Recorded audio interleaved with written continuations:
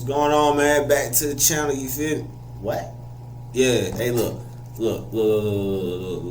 Before we even, can y'all see that? Yeah, anyway, if I act a little slow in this video, don't mind me. It's 2:20 a.m. Not p.m., not the middle of the day. Yeah, and I only got 2 hours of sleep last night, so, and no sleep the night before that. Boy, I'm running off fumes. Anyway, right now we got White Death, the world's deadliest sniper. He must have been in Russia or something if they call him White Death, because I'm pretty sure that got something to do with snow. Damn. It's winter 1939, almost.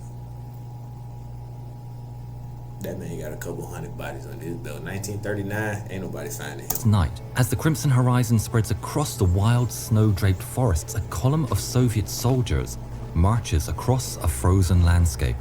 This is the Winter War, Stalin's invasion of Finland, Talvisota, as the Finns call it. As the column makes progress, there's a flash that comes out of nowhere and a man goes down. The Russian soldiers freeze. Cry of "Sniper fire, get down!" is shouted, and the Russian troops hit the ground and scramble for cover, while again another shot rings out, and yet another man falls to the ground. A murmur spreads among the hiding Russians.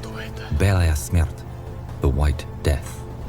All alone in the distance, a man clad head to toe in a snow-white coat, hidden from view by the wild landscape and snow pushed up all around him, balances his rifle on his gloves and patiently waits for another unfortunate soul to enter his sights.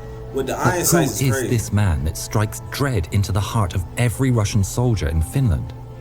Born and raised in the rugged woods of Karelia in southern Finland, Simo Hauha, from the start a natural hunter and sharpshooter.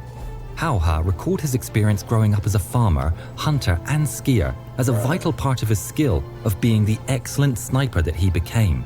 Having been in the Finnish Civil Guard and Finnish Army from the age of 17, he cultivated his skill as a marksman and won shooting contest after contest. His house was reportedly full of trophies for marksmanship. With the outbreak of war, Simo is deployed as part of a garrison manning the defensive lines on the Finnish-Russian border.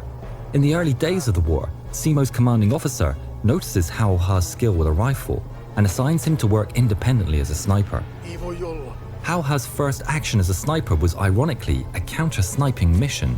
Simo describes the mission such: "It happened once that my CO tried to kill an enemy sniper with his scoped rifle. This Russian had taken up position about 400 meters from us and was constantly shooting towards our lines. After a while, he sent for me and showed me approximately where he thought the enemy's sniper position to be. One of our lieutenants was with us, acting as a spotter when the duel began. At first, I did not see a trace of him, just a small rock where he was." I ain't gonna lie, that's a crazy dude, bro. That is a crazy dude. You a sniper dude? You wanna know what's crazy? You'll never know if you lose. Nowadays, especially, you'll never know if you lose. The guns that they got, boy, that sniper rifles they take into the military and take over, boy, they ain't told nothing less than 308. You'll never know if you lose. You might get hit from a mile away, boy. Supposed to be. But after careful investigation, we spotted him behind a little hump of snow near that rock. I took careful aim with my trusty M2830, and the very first shot hit the intended target. Dang, stupid ass. See what I'm saying? You never know that you lost. The Soviet fear of Simo grew to the point that they were willing to call in artillery to shell the area. You just pop up and hit it.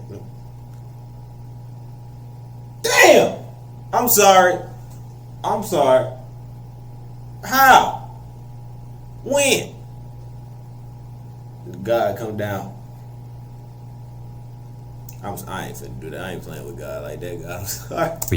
Hey, don't play with God. Don't speak in God's name in vain. None of that, bro. Please apologize to him. Apologize to him if you do. Say sorry, ask forgiveness immediately.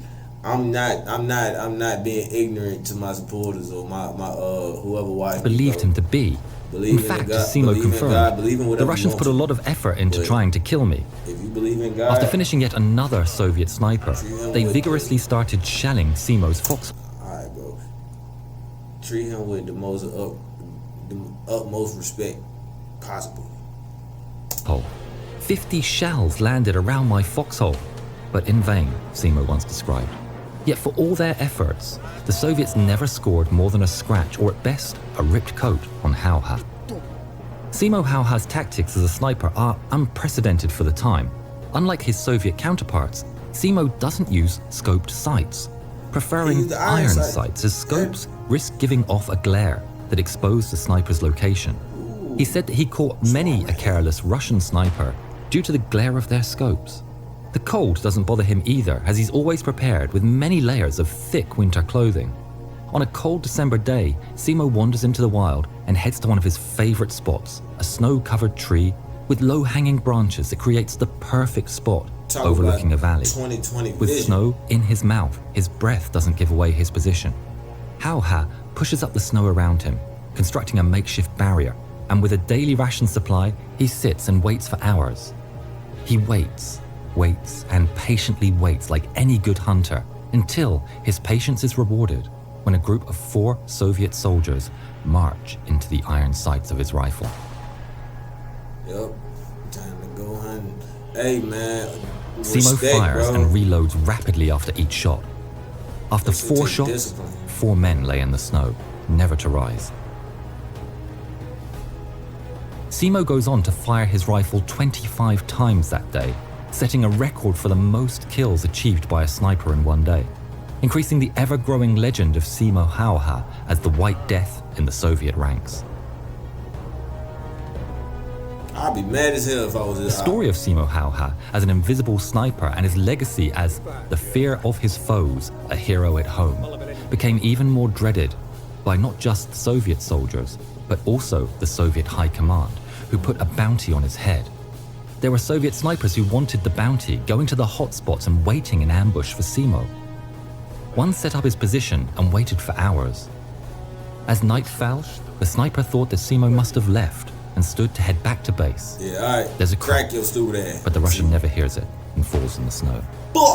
See what I'm saying? You never By the know end of that you January lost. 1940, Simo would achieve 200 career kills. And for this, Simo was awarded by the Finnish government a custom rifle designed for him, although he would continue to use his ever-trusted I killed 200 people for y'all, and you gonna give me another gun? Okay, understandable. You know what I'm saying? Thank you. Obviously, guns are my thing.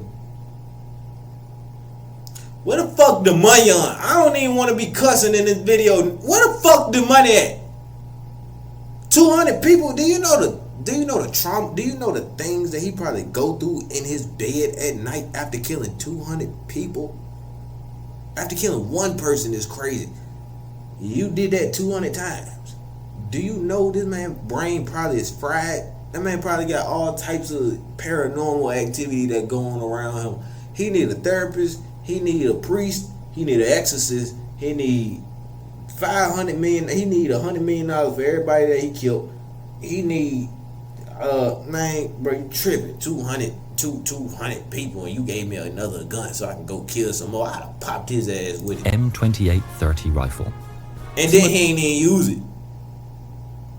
Man, continues to this is why some people need their forehead bit. rack up kills throughout the war My and bad, achieves bro. the remarkable Pause. feat of over 500 sniper kills in 100 days. In early March, he leads a squad of fellow That's 700. What a money at, bro. Finns against a superior attacking Red Army I hope force he got paid. attempting to penetrate through the forest. Of the battle, Simo recalled, "I was in the dark forests of Ulisma. We were given a mission to counterattack, one of many. We moved to our starting positions at early dawn. There was a swamp, some 300 meters wide, which we crossed without difficulty. Once over the swamp, we charged against the enemy that was really close to us. My rifle functioned very well. We were so close to the enemy that even some were only 2 meters away from me. The enemy was forced to withdraw, but some very brave individual soldiers remained behind to cause havoc amongst us. Suddenly there was a shot, maybe only 50 to 100 meters away, and I felt hit. There's a whoosh, and Simo gets tunnel vision, and then everything goes white for the White Death. and he falls, hit in the jaw by an exploding bullet. Damn. After the battle, the Finnish soldiers find what they think is Simo's remains and place him in a pile with the other fallen. Then, one of the Finns notices a leg twitching amongst the pile. Incredibly, Simo was alive, but half his face was gone. He's in a coma for 3 days, by which time the Winter War is over. Simo had 26 surgeries to repair his shattered jaw, which was crafted from a piece of bone taken from his hip. After recovering, he would peacefully live the rest of his days at his new farm in the scenic Finnish countryside, He died in 2002. passing away in 2002 at the ripe old age of 96. He made it Simo to left the a legacy 2000s, as the alright? world's greatest sniper and marksman, while a renowned Finnish hero, the stuff of legend. When asked about his services in the war, Simo said, "I didn't feel anything towards the enemy. I just fired and loaded, and continued as long as there were enemies. I just shot every time I saw one. I didn't care if he was a commander or not. I'm a lucky man. I've never had dreams about the war. I've always slept well during the war too. I did what I was told to do as well as I could." Asked how he became such a good shot, he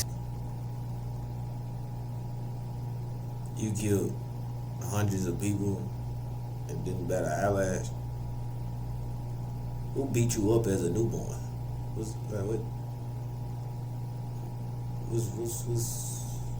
What's not clicking here? Like, what the fuck? That's probably a form of trauma in itself. Like, what the fuck? Who the hell? How simply said, "Practice. If you haven't yet, please..." I'm talking about practice. Bro, 200 people you don't think about them? What?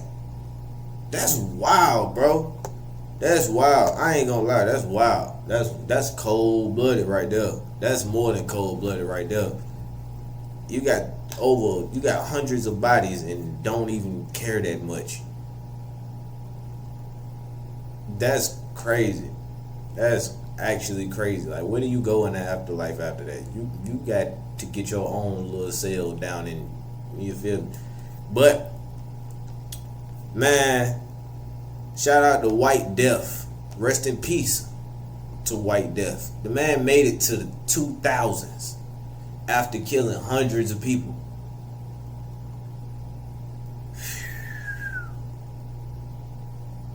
That's the worst op you could ever have. Man, I'm gonna catch y'all in the next one, bro. Go to sleep, go to school.